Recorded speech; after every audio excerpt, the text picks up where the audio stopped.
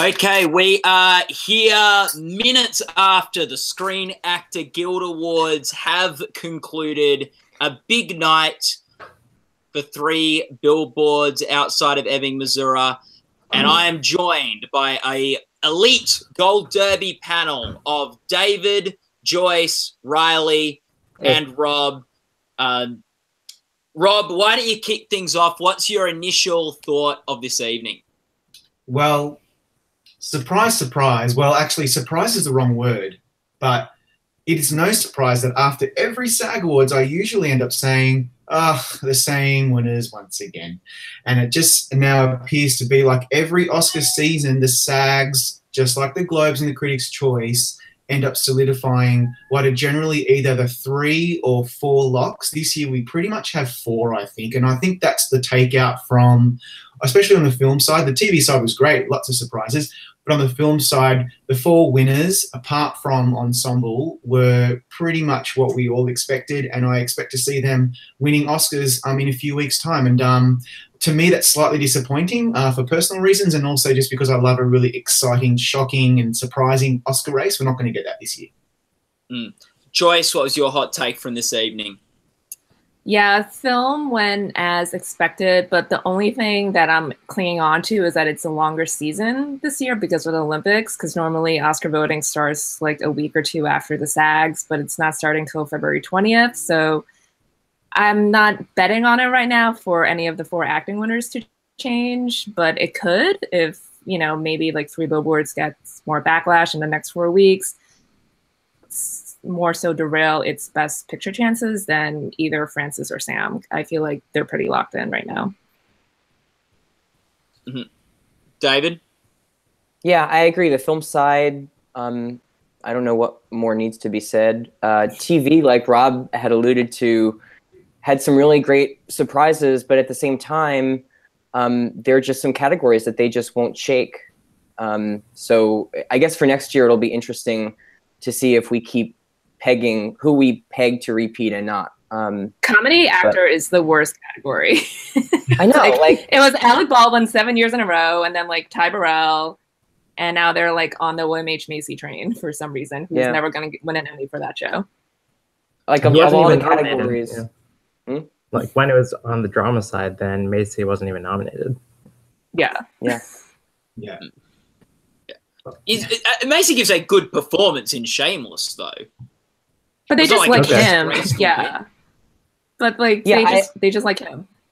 I don't know if they're even watching it, and you know, certainly not to discredit him, but even just who you think in terms of the buzz in the industry, it's never behind him. And they've never nominated Emmy Rossum, who is the best part of the show. Yeah, I would argue though. I would argue you've got a weaker field over on the male side, though. Like, it's not like I felt tonight was a huge, horrible crime against humanity. But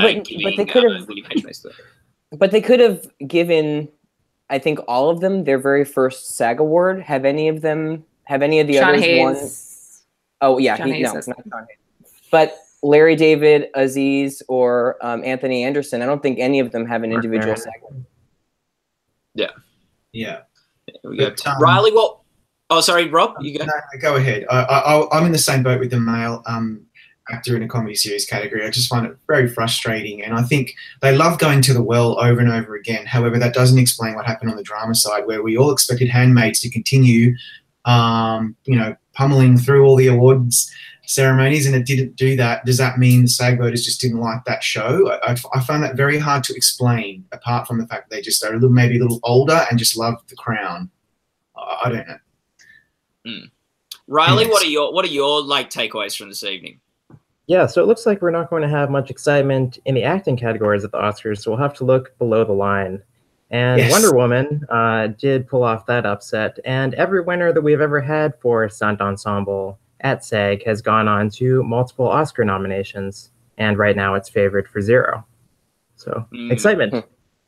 Yeah, there you go. There's the bump in the race that we're all waiting for tonight.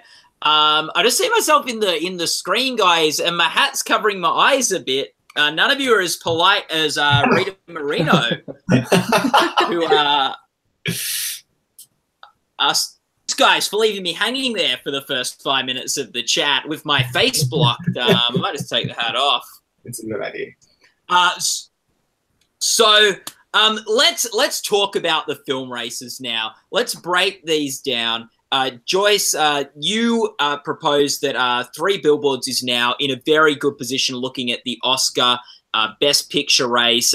We had a lot of different ways this could have gone tonight, but it went with 3 Billboards. Rob, what do you think about 3 Billboards' chances now heading into the Oscar Derby?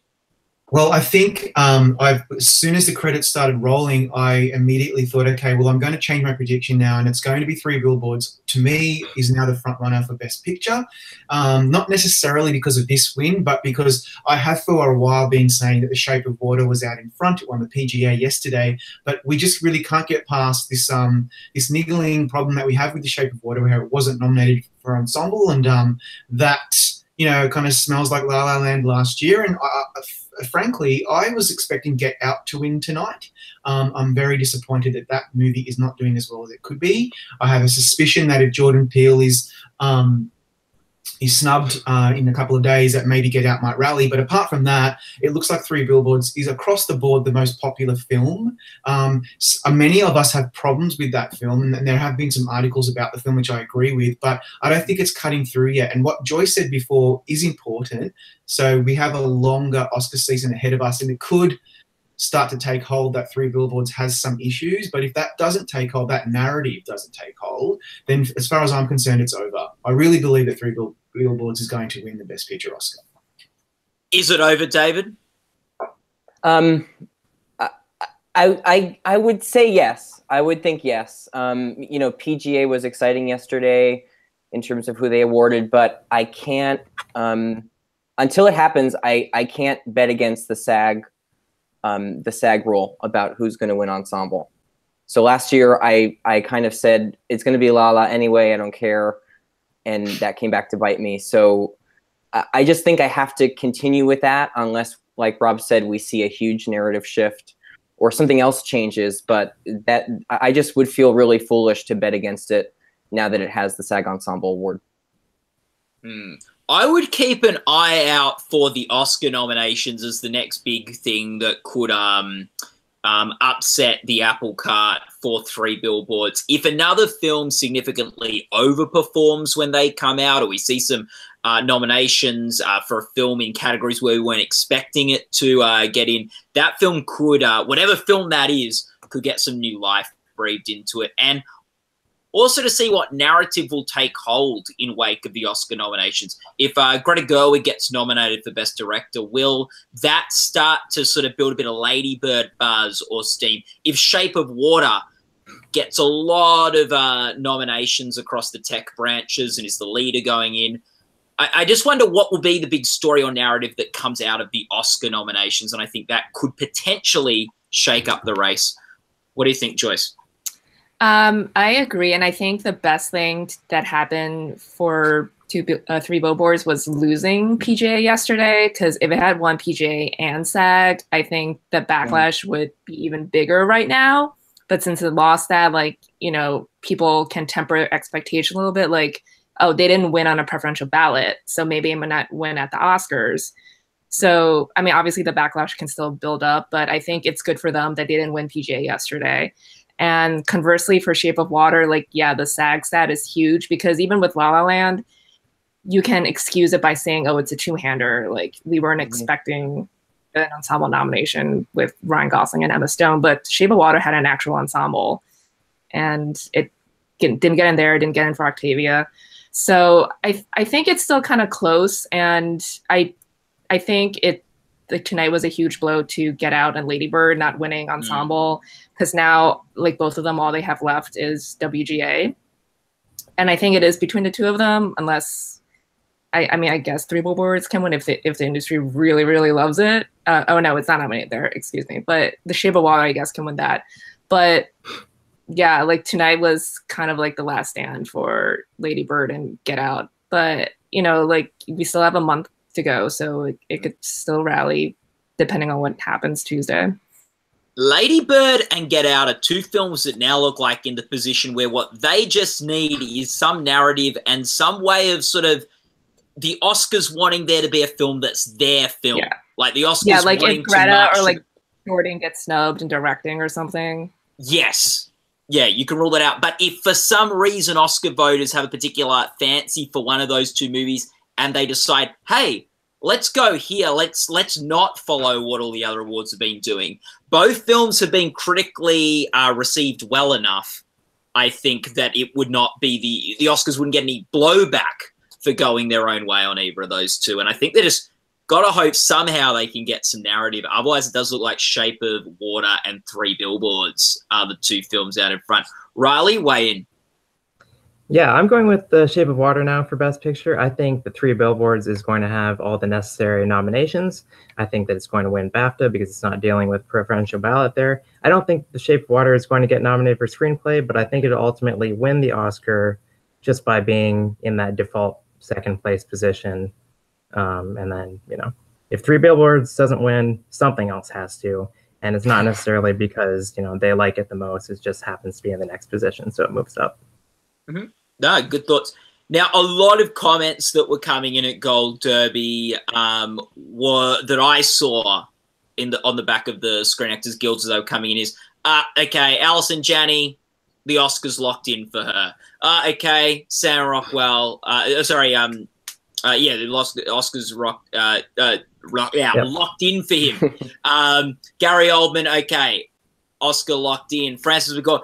Do we have 4 acting races that are of this moment, a month out from the Academy Awards, decided, done and dusted, signed, sealed, delivered, locked away, whatever term or phrase you want to use, Joyce? I think so. I mean, Gary was the biggest lock of them all. Like the Globes was his biggest hurdle, and he cleared that. And I think only the supporting categories tonight were up in the air because I think that just based on the reception Frances got at the Globes, like you knew she was winning the SAG. And I think supporting actress was the tightest, but like people just love Allison Janney, and she's campaigning a lot more than Laurie is. And I think people are just also responding to Sam Rockwell's character too. So I think like they all just make sense right now unless something crazy happens in next month.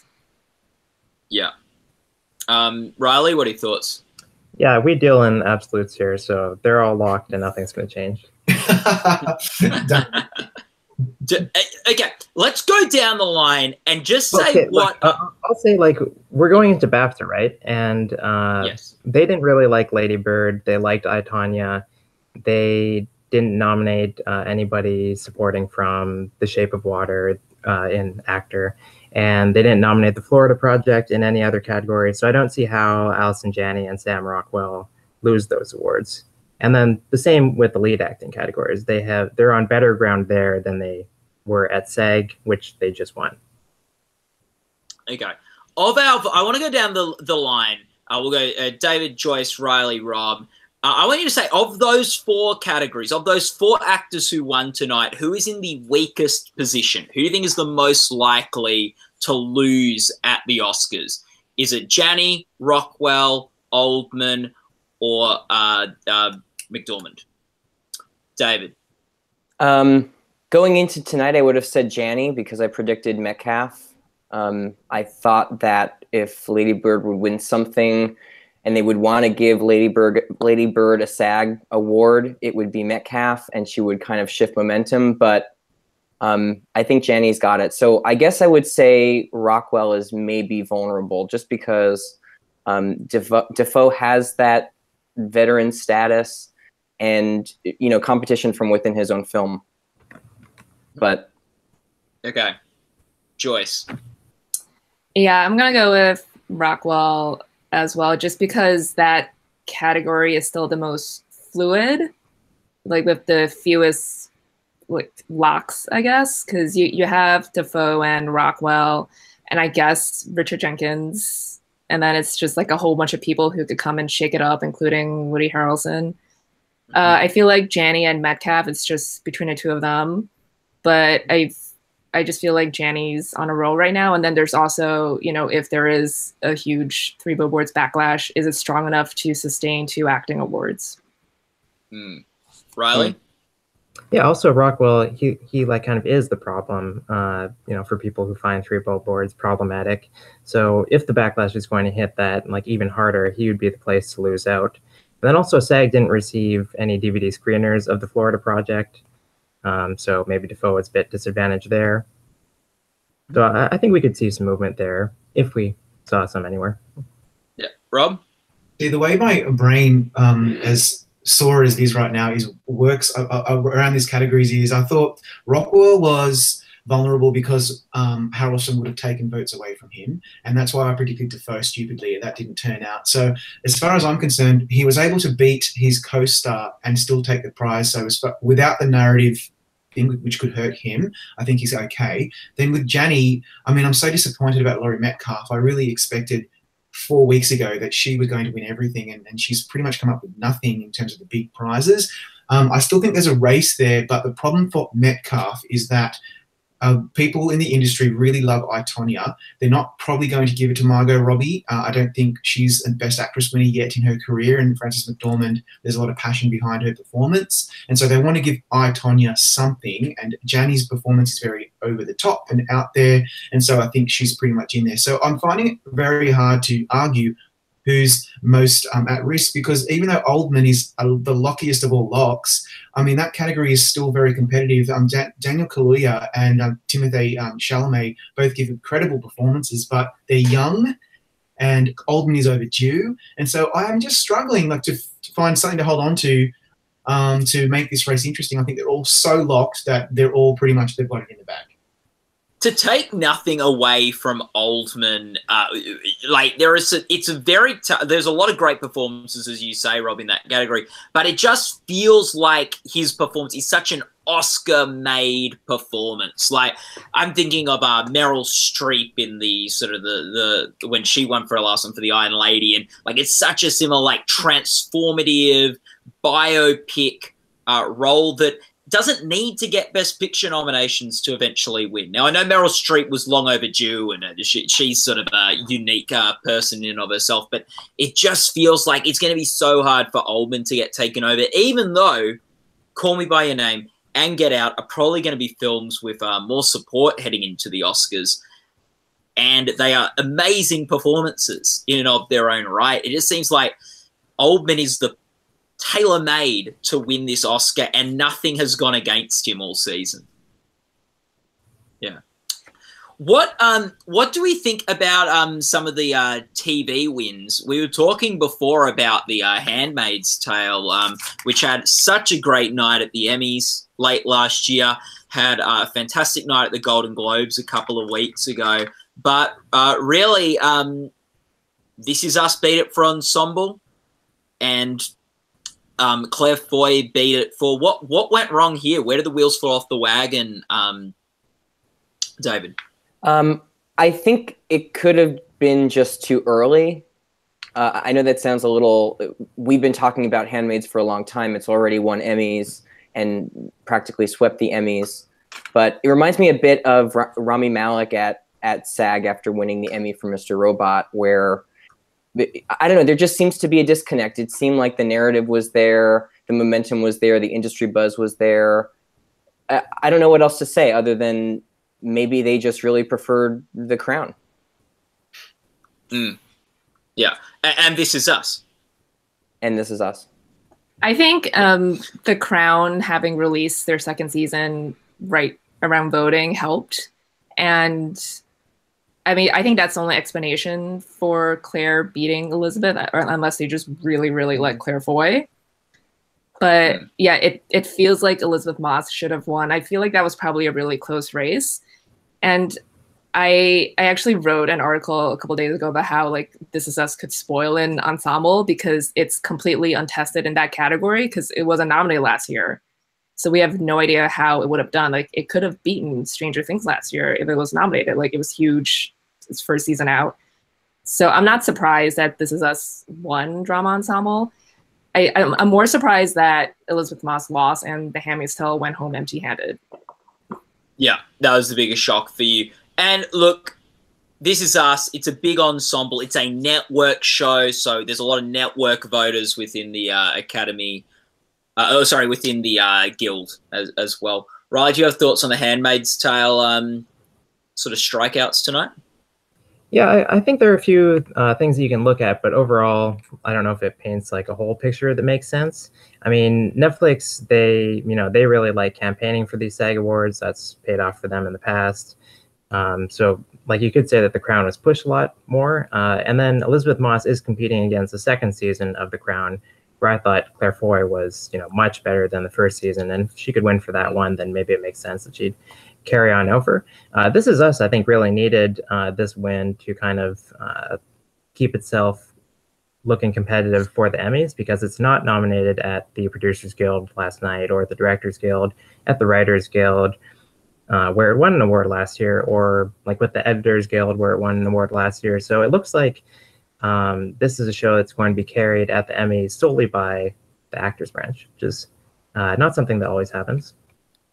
And we know actors like them because they got a whole bunch of acting Emmy nominations last year, but it was like 2/3 of their Emmy nominations. Yeah. Rob, how are you coming to terms with this Handmaid's Tale? Not great night for it, but also This Is Us and Claire Foy taking out the honours. I was very happy about This Is Us. I think that's a wonderful ensemble, and I'm very happy, obviously, for Sterling K. Brown. And you know what? Claire Foy is fantastic in the second season of The Crown. So no complaints about who won, but I was just surprised about The Handmaid's Tale. I'm finding it quite difficult to find a cogent argument for why it lost, because I thought, is it too cutting edge? Are they too old? Because generally the SAGs are very safe. They are very safe compared to some of the other awards groups. But, the Hollywood Foreign Press are all really elderly compared to the general populace, and they gave The Handmaid's Tale 2 high-profile awards. It swept the Emmys. The Emmys is a stuffy academy. So it's just really weird that it didn't break through and win these awards as well. And I think the only thing we can say is they love The Crown. It's Claire Foy's last opportunity, so they've given it to her again. And This Is Us, it's an inclusive, it's a cast, it's a large cast. People love it because it's emotional and it's a really kind of easy watch. The Handmaid's Tale is not an easy watch. And so they're the things that I'm kind of veering towards in terms of how to explain how it really flunked out. And I'm sure Hulu will be very disappointed because they're getting used to winning. And so now they're back on the drawing board. And it also seems like... Oh, sorry, go Riley. Yeah, SAG is a much less exclusive group than the Emmys. They've got about like 50 times more actors voting on these awards. So, there's always going to be some variation with like William H. Macy, for example. Yeah. What I was going to say is, like, it does seem interesting. It seems like if Elizabeth Moss wins, the show wins. It seems like those things go hand in hand. We haven't seen really any award shows. If you look at the Emmys, the Screen Actors Guild, and the Golden Globes, where those awards weren't paired. And I did think when Claire Foy won actress, I thought, I don't think Handmaid's Tale is going to win series now. I really think, and I thought they might even go with The Crown, because Downton Abbey won quite a lot here. I think they like British cast, although just looking at it now, The Crown only had 5 people on their ensemble nominated according on Wikipedia, which to me, Tom O'Neill is always very good at reminding us, often they'll go with the biggest cast, or at least a big cast for the ensemble awards. So maybe The Crown would have won Best Ensemble if there were more actors on the list. There were more than 5 people. Did anyone have a favourite? Because I'm about to call in our new panellists, but can people just go through and say what their favourite win of the night was? David? Everybody knows I'm a really big fan of Veep, so for them to finally win the SAG Ensemble Award was really exciting, especially since I don't think anybody... Did anybody have that predicted? I mean, I had that in 3rd, so that was really... That was quite an upset to me, so I was really happy to see that finally. Yeah, that was going to be my one, David. So I'll just piggyback on sorry. you there. No, that's totally fine. More than happy to have people agree with me. And I just think comedy, I've been disappointed at some of, I think, the great comedic cast, like Arrested Development, never able to win here, which I think were really not just great actors, but the way they worked with each other. Was incredible. And I think Veep was another cast like that looked like it might be on the track of just never winning this award. And when you put on top of that, not only do the Veep cast work really well together, but the way that the show has been constructed for their 6 years, where they'll actually improvise and collaborate the scenes together, is particularly unique. And I think in some ways, the SAG Ensemble Award is the best award for Veep in terms of how they construct the show. So to see that finally win this award was just so happy. And I think Matt Walsh, with one of the speeches of the night, it was really funny and entertaining. Must have got some award-accepting tips from Julia, who unfortunately wasn't there. Joyce, what was your highlight or favourite win? I was gonna say Veep too. Yeah, because it should have won. It should have won earlier. Won for Orange dominance. And yeah, I was very sad that Julia could not be there tonight because now she has the record for the most wins with 9. But I will say I also love Alexander Skarsgård winning. His speech was great, but also I love that they just did not name check the biggest star in the category like they usually do with De Niro. Because like last year, it was like Cranston. They just like the guy, and like Paul Giamatti has won this before, like in an upset because they just like him. So and it was a supporting performance, beating a bunch of leads. So I just like that. That's cool. Riley? Yeah, I like how I actually got the Skarsgård upset. I feel like the difference between him and like past movie stars is that like Big Little Lies, people actually watched, they cared about instead of just it was like whoever too was big the for them to ignore. Yeah, exactly. Rob? Go ahead. Oh yeah, no, Riley, and then we'll go to Rob. Oh, sorry. I'll just say another award that Veep hasn't won before and still hasn't won is the PGA award yesterday. I mean, they lost to Transparent, then they lost to Atlanta, and now with Marvelous Mrs. Maisel. So we'll see if they ever catch up there. Yeah. And Veep hasn't won a lot of these awards, but they have gotten nominated pretty consistently over the years. So it's not a show that the guilds or the unions don't think is very good or respect or anything. I think they probably have we saw them win the SAG tonight, so they've probably been quite close on a couple of those occasions. Rob? Actually, just before I talk about my favorite, Marvelous Mrs. Maisel has won a lot of stuff in the last few weeks. It wasn't even represented tonight. I don't think Amazon was represented at all. I could be wrong, but I wonder if that's going to have some impact when we start talking about Emmys. Let's not all get too excited about Marvelous Mrs. Maisel because it just completely missed out across the board here. Even though I think it just came out too late. It's possible, yeah, but something to just be maybe slightly aware of. But in terms of my favorite speech, I'm going with Nicole Kidman, not because she's Australian, but because I just found her speech to be really real and genuine. Sometimes she's accused of being a little bit distant or far removed, and I don't think that was the case at all. She's obviously very, very humbled by this kind of resurgence in her career and this recognition at this stage of her career and what this particular project represents, especially in this environment of the Me Too movement. So I was very, very happy to hear what she had to say, and it looked like a lot of the people in that audience really responded to what she had to say as well. And that was her first SAG, which is really cool. I can't believe it's taken this long for her to win a SAG award, so congratulations to her. Is this her greatest performance of all time? I would say so. I would film or television. Yeah, I mean, I think it might be. Few though, right? There's a few to choose from, like To Die For and Portrait of a Lady, but this one is. I'm sure Tom would point out Moulin Rouge, which she was fantastic in. Yeah. And her Oscars for The Hours, which is The Hours is not what we're probably going to remember her for. She's better in this than The Hours. 100%. She's better. No question is this better than her Oscar-winning performance. And how great is that to see people's greatest work being done in TV and it not being just you know, sort of seen as they're like, oh, I got my start in TV and now I'm doing the real acting. But That's right. yeah, I would you guys stay on for a second, but I'm going to ask Charles, Daniel, Amanda, and Tony to join the discussion now, and then as they come in, I'll ask you guys to leave. Is there anything that we found particularly infuriating this evening?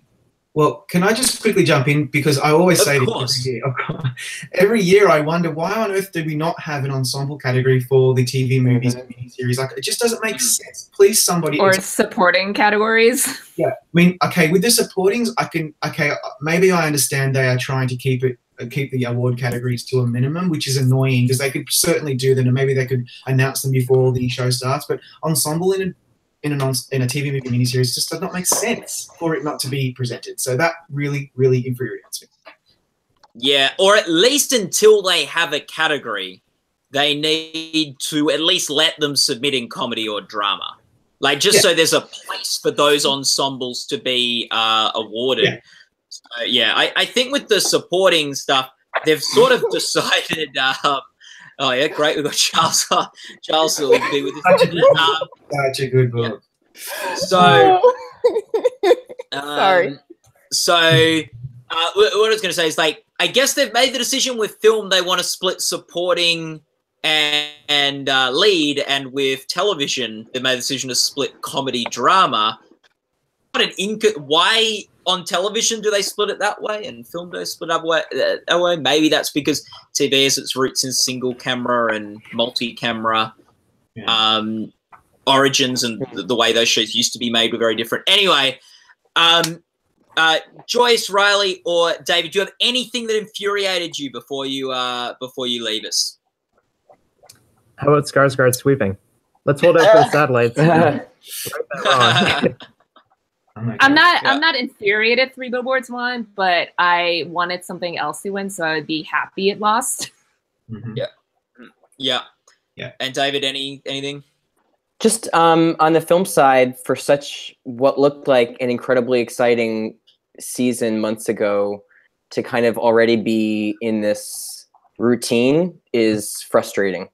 Not infuriating, but not as exciting as I thought it would be. Disappointing. Yeah, exactly. Well, thank you so much for your feedback and analysis, David, Joyce, Riley, and Rob. We'll be speaking to you later in the season. Have a great one. Okay. Bye, guys. Okay, we've rotated the panel. We've now got Amanda, Tony, Charles, and Daniel to break it down. I'm assuming, Daniel, nothing infuriated you about tonight's screen. Nothing at all. Nothing at all. It was so lovely and perfect, and yeah, I'm not like seething in any way.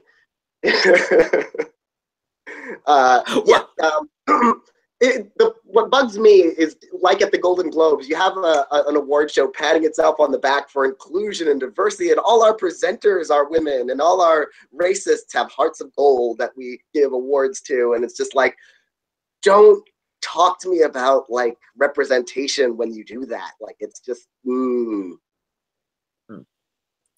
Do you think, Daniel, that 3 Billboards is now on an inevitable trail to win that Best Picture Oscar, or how are you sizing out that race in light of 3 Billboards, 3 wins?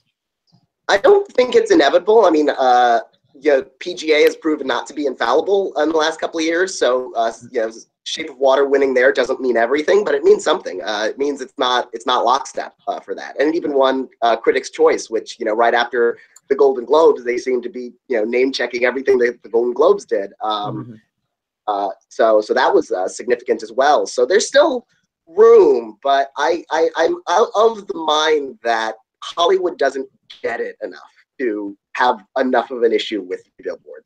So like, I think it's probably going to win Best Picture. I'm probably not going to predict it for a while, for as long as I can help it. But it's looking good, and by that I mean not looking good. Yeah. Charles, you were just reading when you joined us, Fire and Fury. What happened? I have no idea what happened. I just got this link and I decided to click in. What's going on? Well, the Screen Actors Guild Awards happened tonight. We had three Screen Actors Guild Awards for a film named Ebbing, Missouri. Missouri. Sorry, yes. You heard Francis say it properly. I got my sister lives out there. I got to say it right. Missouri. Okay, well, it's just my Australian accent. And we had what else happened? Francis McDormand won, obviously. We had what? Tony, yes. tell Charles what happened. No, I know what happened. Just ask your damn question. Please, good Lord. Okay, that's why, Charles. That's why we saved Charles for the second half of the analysis. And now everyone knows how we felt watching. Now everyone knows how we felt watching Niecy Nash and Olivia Munn during that bit that they. Oh God! Thank you. I like that. It was better when Will Ferrell and Kristen Wiig did it at the Golden Globes a couple of years ago. That but it was priceless. It was fine until they got to the envelope. It's like we all like that. That's rude to the other four nominees. It's just. I thought that was funny. It's not funny when you're getting to the end. The winner is portion of it. That's rude. Because those four other actors deserve to be in that category, and if they had won, it would have made it look really awkward. Sorry. Yeah. I see that. I would like them to present at all award shows together. I think that's what I said to the live blog, and I thought they were great. And I thought them announcing the SAG nominees, I think, was a bit stronger. But boy, I think what often happens is you get these presenters come out, they read their scripted, not very funny joke, and I think the thing I like about Olivia and Niecy is they seem to enjoy being out there together. They were happy to be joking. They just seem comfortable and having fun up there, and I want to see more of that. And that's fine until you get to the and the SAG award goes to. That's when the joke needs to stop, because that's when it turned into a little, it was just a little rude to the other four nominees. Which did seem not prepared. It also gave me flashbacks to when Kirk Douglas was at the Oscars presenting supporting actress, and he kept on, even after he opened the envelope and pulled out the card, he kept on going, and it was just like, oh God, please stop. Can we take this moment to tell Marcus that Daniel, Tom, and I were right? Like, I was going to end the blog with that, but I restrained myself. We were right. We told you that 3 Billboards was going to win, or at least Get Out wasn't going to win. Let's all collectively point and laugh at Marcus. I changed my prediction to Get Out, so like you can point and laugh at me because I kept Get Out there too. Yeah, that's not something that I actually want to be. I'm not excited to. Try to keep it light. Come on. Yeah. Okay. Like Niecy Nash and Olivia Munn, they should be presenting this right now. Yeah, they're more than welcome to come join us at the after show. And Niecy Nash will read my name. Olivia Munn, Niecy Nash, I know the Gold Derby fans. If you're watching now, send us an email. We'll send you a link. Of all the actors who've won 3 SAG Awards on the TV side for the same role, congratulations, William H. Macy, for being the first person to do it without winning an Emmy. That is quite the accomplishment. Bravo to you. I cannot... Yeah. They had 1 category now without a minority winner. All they had to do was give this to Anthony Anderson. And they couldn't, they could tout their diversity till they're blue in the face, as far as I'm concerned. But they can't, because they still have categories that haven't had minority winners. I wanted Anthony Anderson to win. So, yeah. What I thought was interesting is after the Golden Globes, there was some allegations and talk in the press about James Franco and Aziz Ansari. James Franco turned up tonight. Aziz Ansari did not. I can't believe I was very surprised. I was very surprised when, every time they showed a clip for a nominee and they didn't show up, they go straight to the next clip. I was like, they actually cut to a James Franco in the audience. I did not expect to see him. I He's didn't expect to see Critics' him. Choice. I knew said he was coming. I remember seeing something on Thursday saying he was coming, but after the Women's March on Saturday, when Scarlett Johansson got up there and said, "I want my pin back," I thought he's like, maybe I shouldn't be in that audience. And I cannot believe Jeffrey Rush showed up. I'm sorry. Like, I know his allegations have been kind of shaky. I don't think Oldman should have mentioned him in his speech. It's, yeah, but. Yes. On that one, Daniel. Interesting time. And I think probably Aziz making the right call just to avoid it because he sort of, I think he was in a no-win situation. If he won the award, what do you say? All those sorts of things. So, yeah. Any more thoughts from the panel on that? No, great.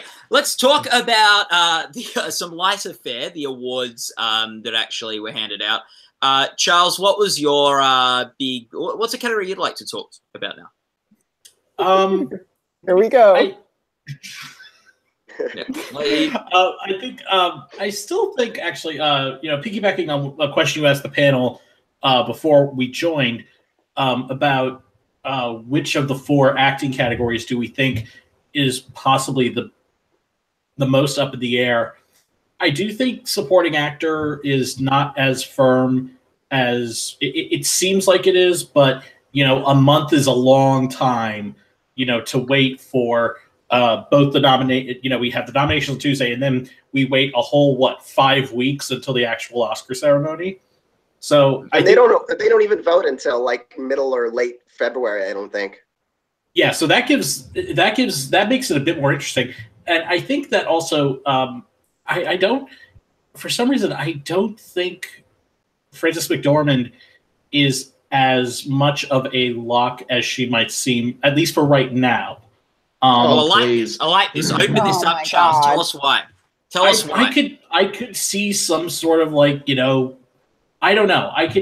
It's something that I think is possible to happen. I don't know if it's likely or not, but I think that race is still a little bit interesting, especially when you look at how at both this and at the Golden Globes, Lady Bird has gone home empty-handed.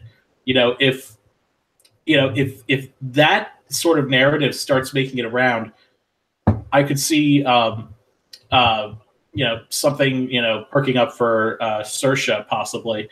I don't think I knew that supporting actress was over because I don't know why there were some people on the website saying, "Oh, we think Laurie Metcalf's going to take this." As much as I wanted her to, I knew all of that was horseshit. So I was just like, "Yeah, that's not happening." Okay, Daniel, do you see any path to Frances losing?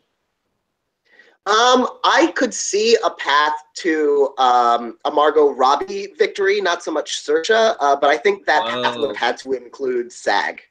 Honestly, I think this was the moment this would have been her Eddie Redmayne moment to kind of change the trajectory of that race. I'm not sure she's someone I would see having a unique advantage at, say, the BAFTAs. Which would be, of course, the next. She would have to win it. Otherwise, I don't think there'd be much of a chance for anyone else besides Frances. Saoirse is Irish, and Margot Robbie is Australian, which are former British criminals. So it's like it's sort of like being British. So maybe she could be from the prisoners. She could be from the prison guards. You don't know. Come on, I'm just kidding. So maybe the BAFTAs are all. They should know that. Yeah. So, thinking about that with that race is like, I just feel like a lot of things that could get in the way for 3 Billboards in terms of backlash building. I don't see that going to Frances. I don't think. I think people are generally positive about her and the performance she gives in it.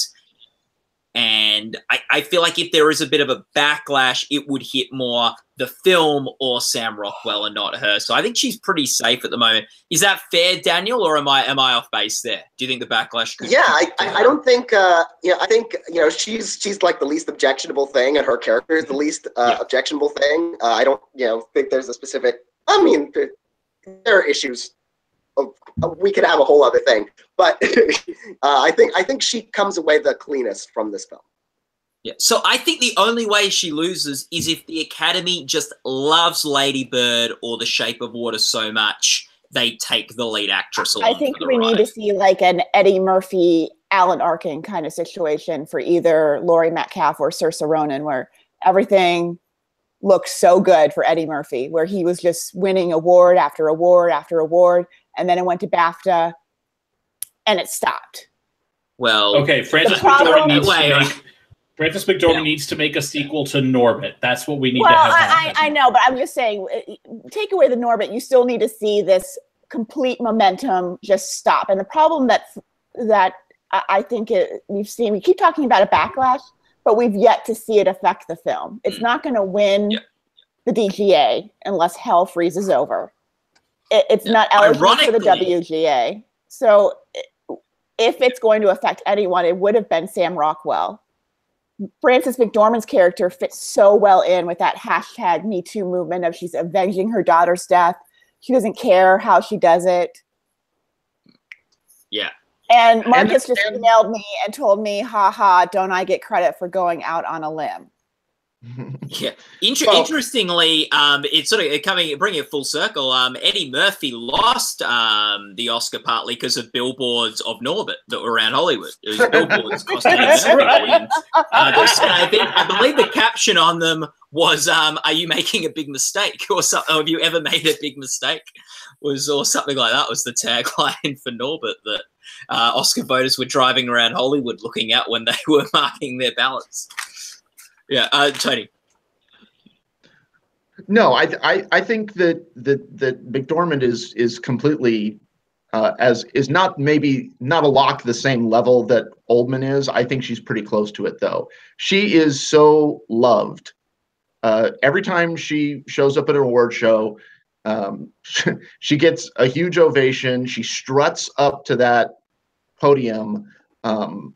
Without makeup, her hair doing whatever she wants it to do. And she just stands there at that podium and just talks like, she's so, straightforward, and people love her for that. And she's the type of, it's been over 20 years since her last Oscar win. She's perfectly timed to get the second Oscar, and I don't think there's anything stopping her. I do agree that if anybody's going to do it, it's not going to be Saoirse Ronan, it's going to be Margot Robbie. But I even think that that's a very small likelihood at this point because, there's no sign of, and I think Amanda's exactly right. If the backlash is going to happen, the backlash is probably not going to affect her. It might affect the film. It might even affect Rockwell, but it's not going to affect McDormand. I think she's as safe as possible for the Oscar. It's interesting also she might be helped by, this is such a strong field for women this year. Saoirse's great. Margot Robbie is great. Sally Hawkins is great. There isn't that clear alternate. It's not like the supporting actress race where you really have Allison Janney, Laurie Metcalf. You've got two sort of front, and voters might be making the choice between those two. Count some of the other great female performances that are getting nominated there, but where this one you got some people in big picture contenders that are giving great performances. You've also got Margot Robbie. If you're not voting for Frances McDormand, you could be voting for one of three other contenders here. I am interested. Sorry. No, I was just going to say, how interesting that if Three Billboards becomes the front runner for Best Picture, which many people think it is, we still probably are going to have yet another picture director split because Del Toro's probably going to win the Oscar for directing. So, how interesting that the split phenomenon just keeps going at the Oscars. I hope Karan and Inarritu present it to him. I would love it. I'm sorry. But I am the most interested in supporting actress at the BAFTAs because this is going to be the one category where we can't go, oh, Allison Janney won because she's lost 5 times already in the Golden Globes. Allison Janney won the SAG Awards because she's a SAG favorite. Neither of them has any history of awards in England. So unless Leslie Manville wins, which wouldn't surprise. I mean, if she don't put her in fifth place, she's the only Brit in the category. But it's going to be interesting if Laurie Metcalf can pull that off, which I don't know if she can. It could still give her a chance to win this. But and Laurie Metcalf has done a lot of theater in England. She's done a lot of theater on the West End. So she is somewhat a known quantity over there. She particularly so she might have a little bit of a help. She might be more competitive than we think at BAFTA. Well, she's going to need that. She's going to need it. That would definitely give her a chance to win. It would give her an outside chance to win, but it would still help her. I loved her in that movie.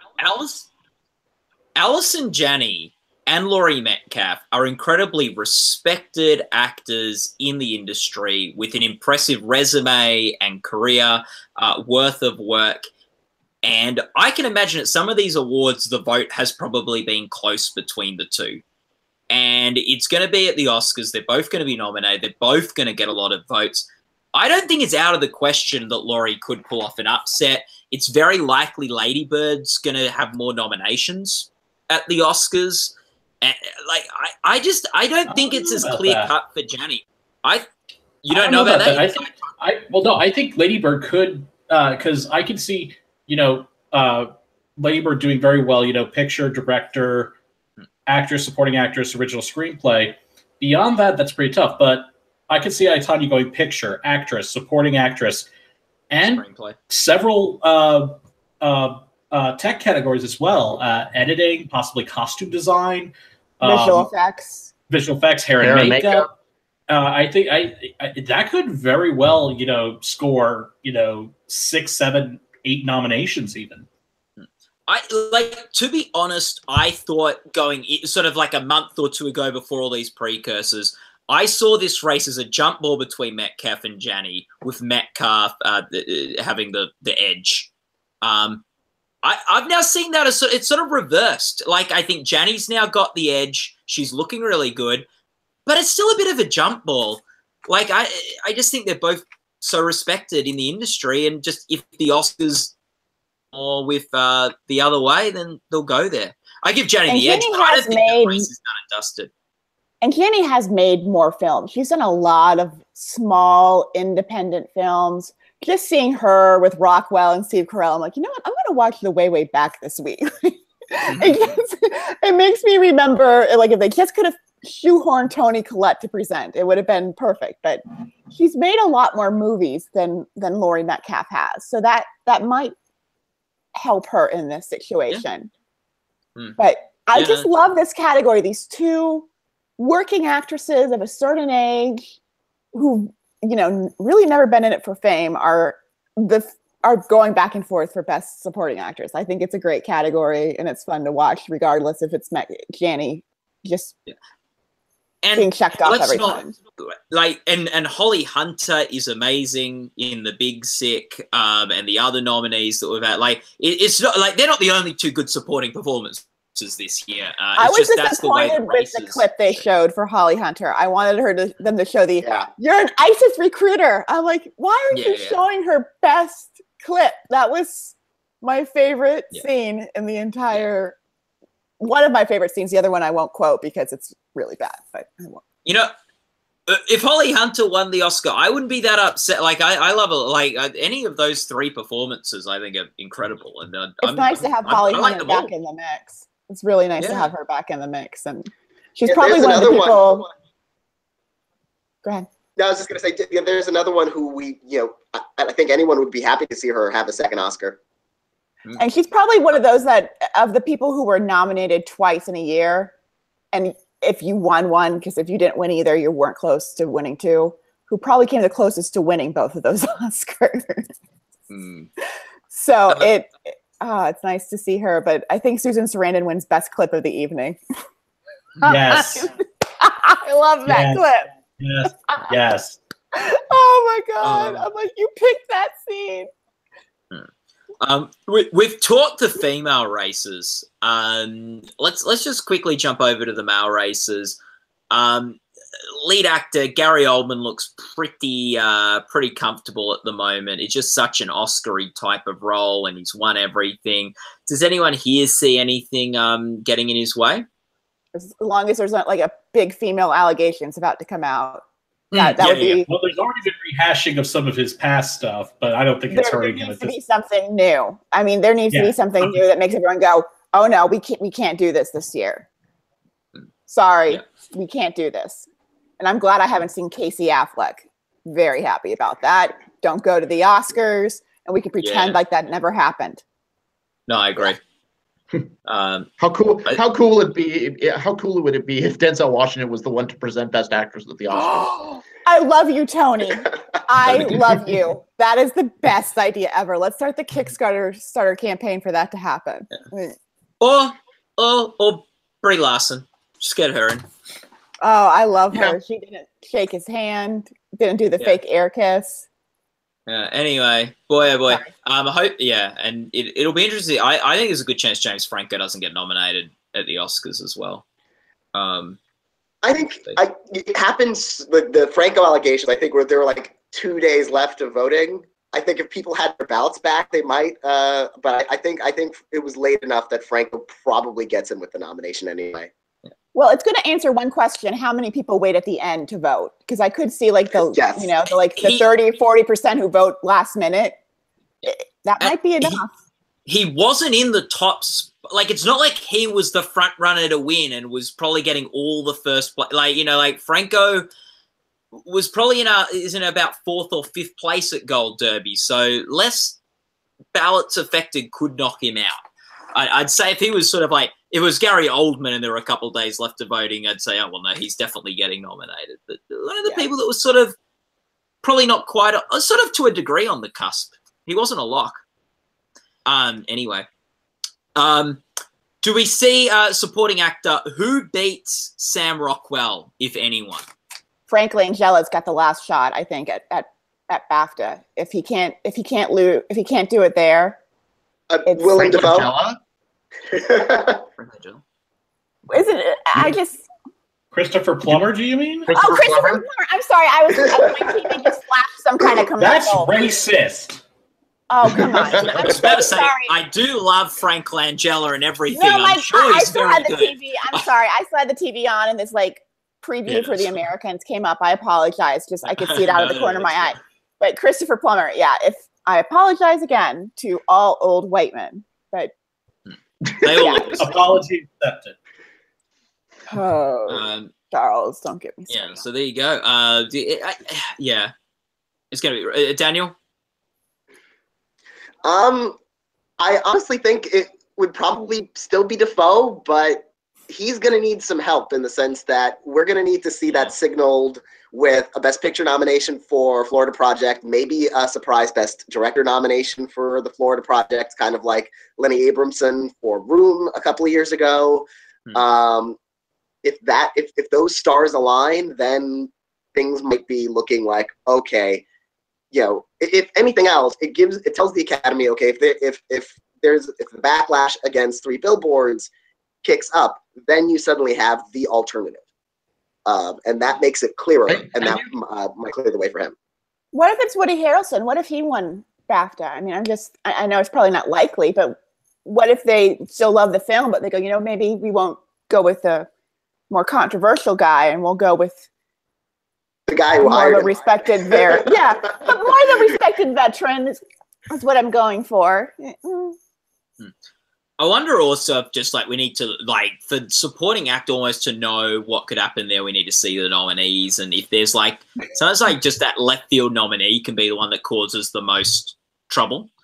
That sort of I'm calling now. Marcia Gay Harden wins Best Supporting Actor. There you go. There you go. Could happen. Well, if this were a just world, we'd be saying Armie Hammer is an option, but I don't even think he's getting nominated at this point. So there you go. It will be interesting to see. We didn't with this panel talk much about the TV races. Was there any category, particularly Tony, on the TV side that you were interested in, or? I just about jumped out of my chair when Claire Foy won, not just because of it being such a surprise, but because I think it's so well deserved. I half expected that The Crown was going to win ensemble after that, but then one of the things that I loved really was when This Is Us won ensemble. The happiest person at that table, if you go back and watch it, is Sterling. He just jumped up and down with that, and it was so nice to see that whole cast be represented, and rightfully having Milo be the one to deliver the acceptance speech. It's I really think that's great. One of those, no, I was going to say, I think that's one of those situations where you have such an ensemble, close-knit ensemble cast on a show, and for like months and months now, you have just Sterling K. Brown getting up on stage and thanking his co-stars, but none of them getting a shot. So while I'm sure he's thrilled to be awarded individually, the idea that the entire cast gets to share it for once must be kind of a relief. That it's like, oh, they're only giving it to me, and they're not giving it to my co-stars, who are thankfully not like the Get Out family, as he pointed out. So I think he was just thrilled to not just be the one carrying the torch for This Is Us, for having the whole group represented. And I really loved Sterling's speech tonight. I thought it was so nice of him to mention the younger actors who play Randall, something Jeffrey Rush didn't do during his Oscar acceptance speech, even though one of them had more screen time. Never mind, but still, but Sterling K. Brown, he might be in a little trouble as far as a repeat Emmy win, because usually once you've won the Golden Globe and the SAG Award, winning that third award can prove tough. We've seen others in the past have trouble following that up. This is what I love about the Screen Actors Guild Awards, are these ensemble prizes where you see there are always, like in so many shows, there are incredible actors that will never get a nomination or an award win other than through this category. Just because, and in a lot of cases, just because their role isn't big enough. They're not given all the showy, like, the Emmy bait episode and things like that, but they're just consistently good week in, week out in a pretty thankless, in some ways, not particularly lauded role. And it's just a great way for those actors to win an award and be up there on stage. Whether it's some of the kids on Stranger Things, whether it's some of the just non-Sterling K. Brown like main characters on This Is Us, or whether it's just people who are just on other shows consistently being a good receptionist, or just having a funny line every week that they deliver perfectly and not getting much else. So I love that about these awards. But the thing that was so interesting to me was, Elizabeth Moss seems so heavily favored going in, but it got me thinking, could the fact that Netflix is just such a larger, demographic presence than Hulu, could maybe just more people saw The Crown than saw The Handmaid's Tale? I wonder if could that have anything to do with it? I wonder, going off that, if it was two things that maybe hurt The Handmaid's Tale. One being it's aired almost a year ago. We're just starting to see sneak previews for the next season. And two, they only submitted her on the ladies' side. They didn't submit Ann Dow. They didn't put up Samira Wiley. They didn't submit Yvonne Strahovski. I wonder if that, like Get Out's problem with certain cast members being left out, hurt them. Like if they just submitted a few more people and didn't look like they were trying to just give this to Elizabeth Moss. Interesting. Maybe that's kind of a problem, because I think if Ann Dowd had been submitted, she would have gotten nominated. Okay, we're going to go down the line now, and everyone just tell me your final thought. It could be either your highlight of the night or the thing you found the most interesting.